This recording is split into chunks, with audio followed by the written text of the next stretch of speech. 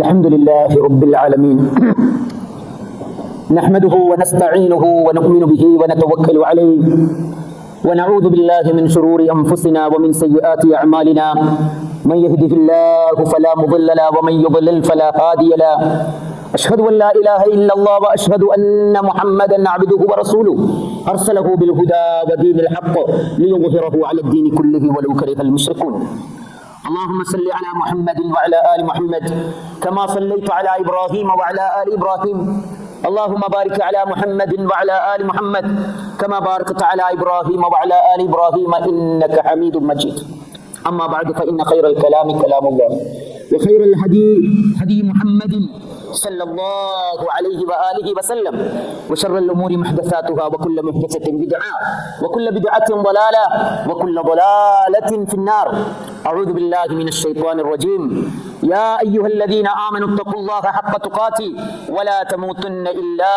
وأنتم مسلمون يا أيها الناس اتقوا ربكم الذي خلقكم من نفس واحدة وخلق منها زوجها وبث منهما رجالا كثيرا ونساء واتقوا الله الذي تساءلون به والأرحام إن الله كان عليكم رقيبا يا أيها الذين آمنوا اتقوا الله وقولوا قولا سديدا يصلح لكم أعمالكم ويغفر لكم ذنوبكم ومن يطع الله ورسوله فقد فاز فوزا عظيما رب اشرح لي صدري ويسر لي أمري واحلل عقدة من لساني يفقهوا قولي ബഹുമാന്യരായ സത്യവിശ്വാസികളെ, അള്ളാഹുവിന്റെ വിധിവിലക്കുകൾ അറിഞ്ഞ് അംഗീകരിച്ച് അനുധാവനം ചെയ്ത് സമർപ്പിതനായ മുസ്ലിമായി, വിശ്വാസത്തിൽ ദൃഢതയുള്ള മുഅ്മിനായി, ദൂരപരിധികൾ കാത്തു സൂക്ഷിക്കുന്നതിൽ സൂക്ഷ്മത പാലിക്കുന്ന മുത്തഖിയായി ജീവിച്ചു മരിക്കാൻ പഠിക്കണം, പരിശ്രമിക്കണം, പ്രാർത്ഥിച്ചുകൊണ്ടേയിരിക്കണം എന്നെയും നിങ്ങളെയും ആമുഖമായി ഉപദേശിക്കുകയാണ്.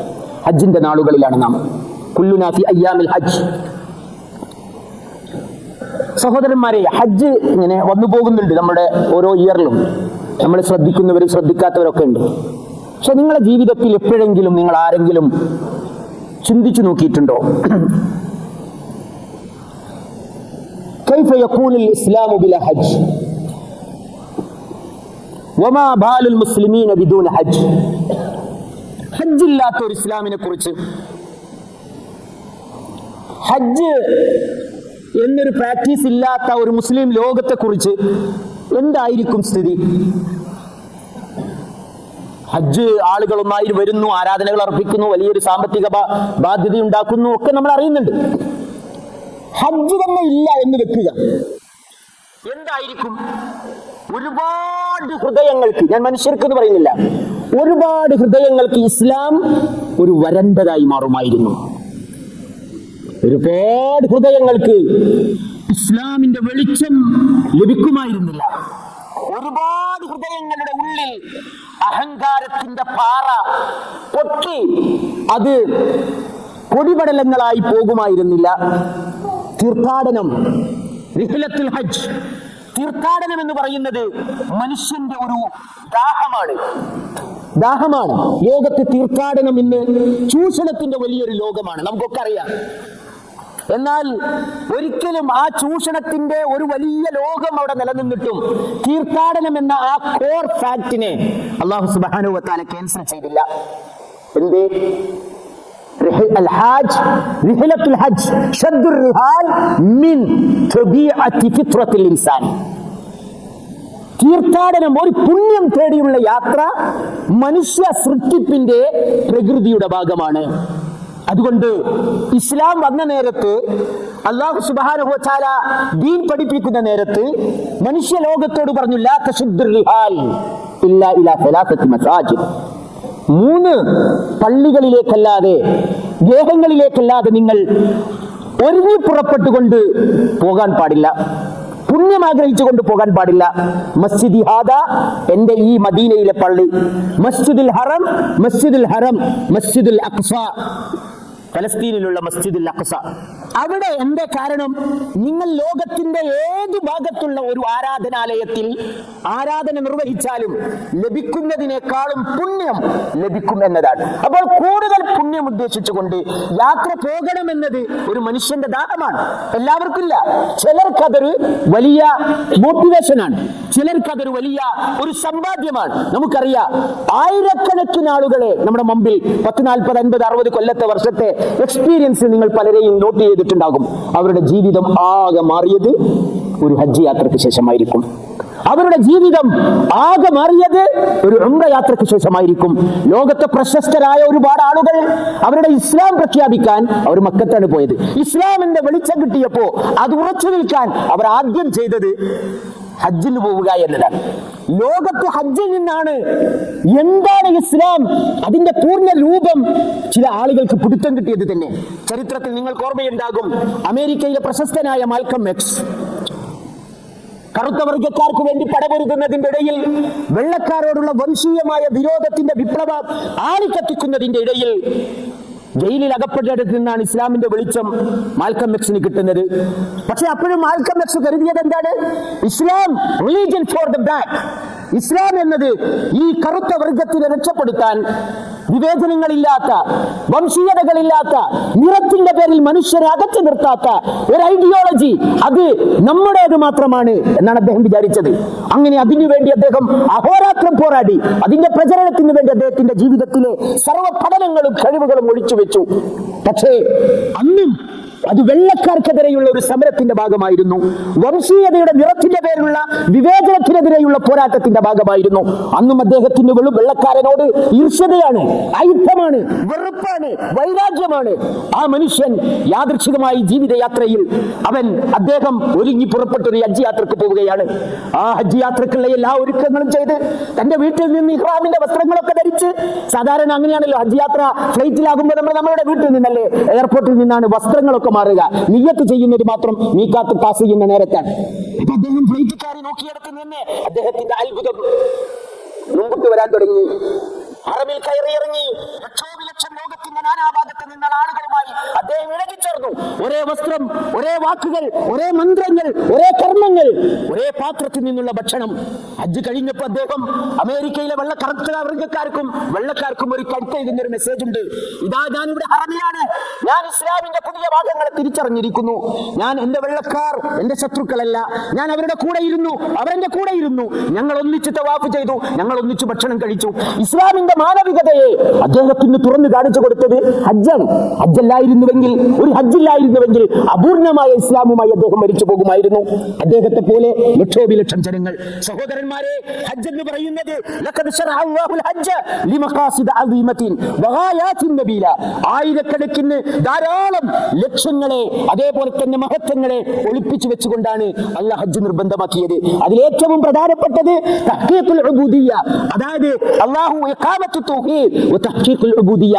ഹജ്ജിന്റെ ഓരോ അംശങ്ങളും, ഓരോ കോണുകളും മനുഷ്യന് അവന്റെ വിശ്വാസത്തിന്റെ വിശുദ്ധിയെയും അടിത്തറയെയും അടിസ്ഥാനപ്പെടുത്തി ബോധ്യപ്പെടുത്തുന്നു. അവന്റെ സൃഷ്ടിപ്പിന്റെ ലക്ഷ്യത്തെ അത് സാക്ഷാത്കരിക്കുന്നു. വമാ ഖലഖ്തുൽ ജിന്ന വൽ ഇൻസ ഇല്ലാ ലിയഅ്ബുദൂൻ. എന്തിനാ ഞാൻ മനുഷ്യനെ സൃഷ്ടിച്ചത്?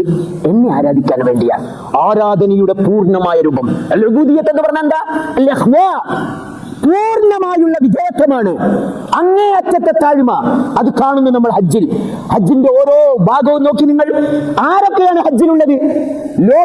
ലോകം ഭരിക്കുന്ന ഭരണാധികാരി, സർവസമ്പന്നതയും സുഖശീതളച്ചായ ജീവിക്കുന്നവർ, ഒന്നുമില്ലാത്ത പ്ലാസ്റ്റിക് ഓലകൾക്ക് താഴെ ജീവിതം ഒട്ടി ജീവിക്കുന്ന ദരിദ്രൻ, എല്ലാവർക്കും ഒരു വേഷമാണ് അവിടെ, ഒരു സ്ഥലമാണ് അവിടെ, ഒരേ രീതിയാണ് അവിടെ, ഒരേ ദിവസമാണ് അവിടെ, ഒരേ കർമ്മങ്ങളാണ് അവിടെ, ഒരേ ലൈനാണ് അവിടെ. There is no VIP line.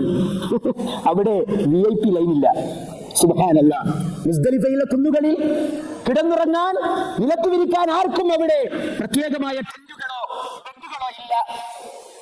Medical ബെഡില്ല അവിടെ വരുന്ന രാജാവും പ്രജയും തൊഴിലാളിയും മുതലാളിയും എല്ലാവരും ഒരു സ്ഥലത്താണുള്ളത്. എല്ലാവരും ഒരു സ്ഥലത്ത് നിന്ന് ഓടുന്നു. അവിടെ തിരക്കുണ്ടോ തിരക്കില്ല എന്നതല്ല. ഈ മനുഷ്യനെ എങ്ങനെയാണ് അള്ളാഹു സൃഷ്ടിച്ചത്? അള്ളാഹുവിനെ ആരാധിക്കുക. ആ ആരാധന എങ്ങനെയാണ് സാധ്യമാകുന്നത്? ആ സാധ്യമാകുന്ന രീതിയിൽ അവിടെ ഓരോ കർമ്മങ്ങളും അവന്റെ തഹ്ഖീഖുൽ ഉബൂദിയ്യ.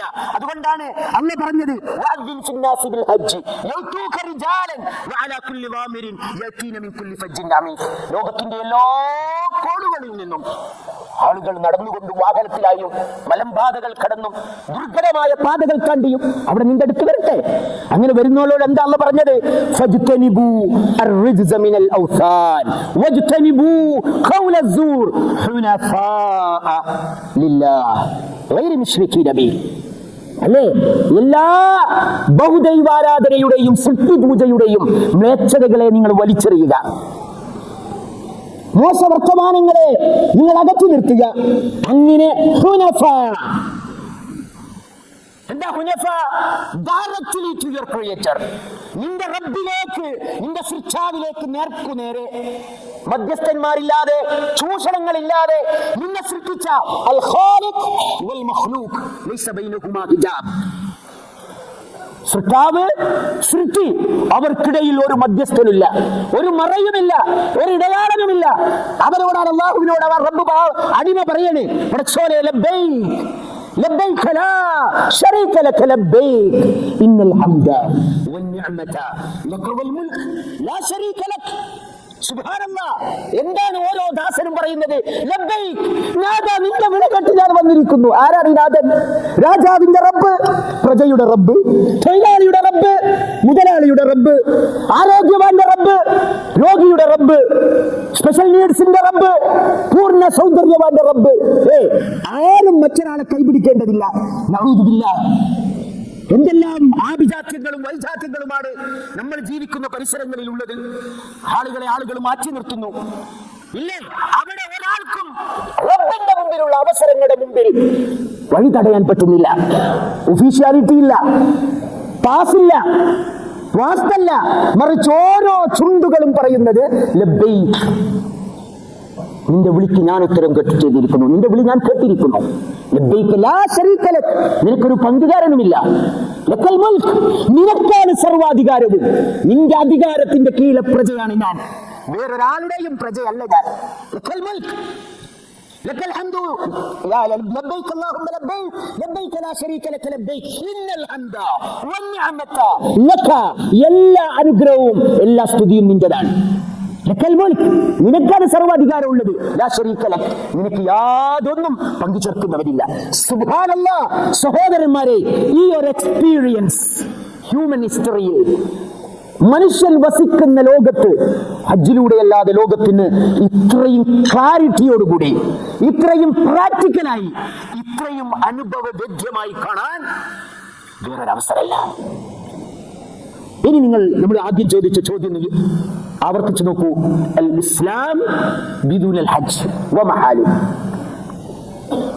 വലഅൽ മുസ്ലിമീൻ ബിലാ ഹജ്ജ് മാ ബാലുഹും. സുബ്ഹാനല്ലാഹ്. അൽ ഹജ്ജു നിഅമത്തുൻ മിനല്ലാഹ് ശറഅ അല്ലാഹുൽ ഹജ്ജ് ബിഗായാത്തിൻ നബീല.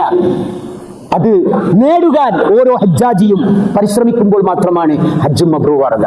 അല്ലാഹു സുബ്ഹാനഹു വ തആല ഹജ്ജിന് പുറപ്പെടാനിരിക്കുന്ന സർവ്വ ആളുകൾക്കും ഹജ്ജും മബ്രൂറും മഖ്ബൂലുമായ ഹജ്ജ് പൂർണ്ണമർത്ഥത്തിൽ ചെയ്ത് സുരക്ഷിതരായി സാലിമും വാലിമുമായി മടങ്ങിയെത്താൻ അല്ലാഹു തൗഫീഖ് നൽകുമാറാകട്ടെ. അഖൂലു ഖൗലി ഹാദാ വസ്തഗ്ഫിറുല്ലാഹ ലി വലക്കും വസ്തഗ്ഫിറൂഹു ഇന്നഹു ഹുവൽ ഗഫൂറുർ റഹീം. സഹോദരന്മാരെ, ഹജ്ജിന് ഒരുപാട് ലക്ഷ്യങ്ങൾ അല്ലാഹു മുന്നിൽ വെച്ചിട്ടുണ്ട്. മനുഷ്യൻ ആ ലക്ഷ്യങ്ങൾ അച്ചീവ് ചെയ്തുകൊണ്ടിരിക്കുകയാണ്. ഓരോ ഹജ്ജ് ആവർത്തിക്കപ്പെടുമ്പോഴും അതിന്റെ ഓരോ ലക്ഷ്യങ്ങളും മനുഷ്യന് ലഭിക്കുമ്പോൾ അവൻ ഇൻസാനിയത്തിന്റെ കമാലുൽ ഇൻസാനിയത്തിന്റെ പൂർണ്ണതയിലേക്ക് എത്തുകയാണ്. മാനസികമായി, ശാരീരികമായി, വൈജ്ഞാനികമായി, മാനവികമായി എല്ലാം അവൻ അത് നേടിക്കൊണ്ടിരിക്കും. അതുകൊണ്ടാണ് ഹജ്ജ് കഴിയുന്നതോടുകൂടി ഒരാളുടെ ഇസ്ലാം പൂർത്തീകരിക്കുകയാണ്. ഹജ്ജ് അല്ലാഹ് ജീവിതത്തിൽ ഒരൊറ്റ വട്ടമേ അല്ലാഹു ആവശ്യപ്പെട്ടിട്ടുള്ളൂ. കാരണം അത് മതിയാകുന്നതാണ് അവന്. അത്രയും മഖാസിദുകൾ, അത്രയും ലക്ഷ്യങ്ങളെ ഒഴിപ്പിച്ചു വെച്ചതാണ്. അതിനുള്ള ഏറ്റവും പ്രധാനപ്പെട്ട ഒന്ന് മാത്രം നമ്മളിപ്പോ പറഞ്ഞത്. മറ്റൊന്ന് പറയുകയാണെങ്കിൽ മനുഷ്യനിടയിലുള്ള ഇദാബത്തുൽ ഫവാരിഖ് ബൈനൽ മുസ്ലിമീൻ, മുസ്ലിങ്ങൾക്കിടയിലുള്ള എല്ലാ ഭിന്നപ്പുകളെയും അതിങ്ങനെ, പിന്നെ ഇദാബത്ത് എന്ന് പറഞ്ഞാൽ ഉപ്പ് അലിഞ്ഞു പോകുന്നത് പോലെ അലിഞ്ഞു പോകുന്നു എന്നതാണ്. സുബ്ഹാനല്ലാഹ്. അള്ളാഹുവിന്റെ പ്രവാചകൻ ആ ഹജ്ജിന് വന്ന ലക്ഷക്കണക്കിന് ആളുകളെ അഭിസംബോധന ചെയ്തുകൊണ്ട് പറയുന്ന ഒരു വാക്കുണ്ട് തന്റെ അവസാനത്തെ ഹജ്ജിൽ, യാ അയ്യുഹന്നാസ് അലാ ഇന്ന റബ്ബക്കും വാഹിദ് വ ഇന്ന അബാക്കും വാഹിദ്. മനുഷ്യരേ, നിങ്ങളുടെ നാഥൻ ഒന്നാണ്, നിങ്ങളുടെ പിതാവ് ഒന്നാണ്. لا فضل لعربي على عجمي ولا لعجمي على عربي ولا أحمر على أسود ولا أسود على أحمر إلا بتقوى الله. അറബിക്ക് അനറബിയേക്കാളോ അനറബിക്ക് അറബിയേക്കാളോ, വെളുത്തവന് കറുത്തവനേക്കാളോ കറുത്തവന് വെളുത്തവനേക്കാളോ ഒരു പ്രത്യേകതയുമില്ല അവന്റെ ദൈവ സൂക്ഷ്മതയുടെ വ്യത്യാസമനുസരിച്ചല്ലാതെ. ഒക്കെ നമ്മൾ 21-ാം നൂറ്റാണ്ടിൽ പോലും നമ്മൾ നിറത്തിന്റെ പേരിൽ വിവേചനം ലോകത്തിന്റെ മുറുകയിൽ നമ്മൾ കാണുകയാണ്. അത് വലിച്ചെറിഞ്ഞു 14 നൂറ്റാണ്ടുകൾക്ക് മുമ്പ് ഇസ്ലാം. ഇതൊക്കെ എവിടെ കാണും? അള്ളാഹുവിന്റെ ദീനിലെ ഹജ്ജിൽ. അള്ളാഹു സുബ്ഹാനഹു വ തആല അള്ളാഹുവിന്റെ ദീനിനെ ആഴത്തിൽ മനസ്സിലാക്കി അതിന്റെ എല്ലാവിധ മഖാസിദുകളെയും ഉൾക്കൊണ്ടുകൊണ്ട് അത് പ്രാക്ടീസ് ചെയ്യുന്ന മുസ്ലിങ്ങളിൽ അള്ളാഹു നമ്മളെ ഉൾപ്പെടുത്തുമാറാകട്ടെ. اللهم اغفر للمؤمنين والمؤمنات والمسلمين والمسلمات والأحياء منهم والأموات إنك مجيب الدعوات يا قاضي الحاجات. اللهم أعز الإسلام والمسلمين وأذل الشرك والمشركين. اللهم اكفنا بحلالك عن حرامك واغننا بفضلك عمن سواك. اللهم حبب إلينا الإيمان وزينه في قلوبنا وقرب إلينا الكفر والفسوق والعصيان واجعلنا من الراشدين. اللهم وفق أميرنا وولي أحده لهداك واجعل أعمالهما في طاعتك ورضاك واجعل هذا البلد آمنا مطمئنا سخاء رخاء دار أمن وإيمان وسائر بلاد المسلمين. ربنا اللهم اغفر لحينا وميتنا وشاهدنا وغائبنا وصغيرنا وكبيرنا وذكرنا وأنثانا. اللهم إن أحييته منا فأحيه على الإسلام ومن توفيته منا توفه على الإيمان.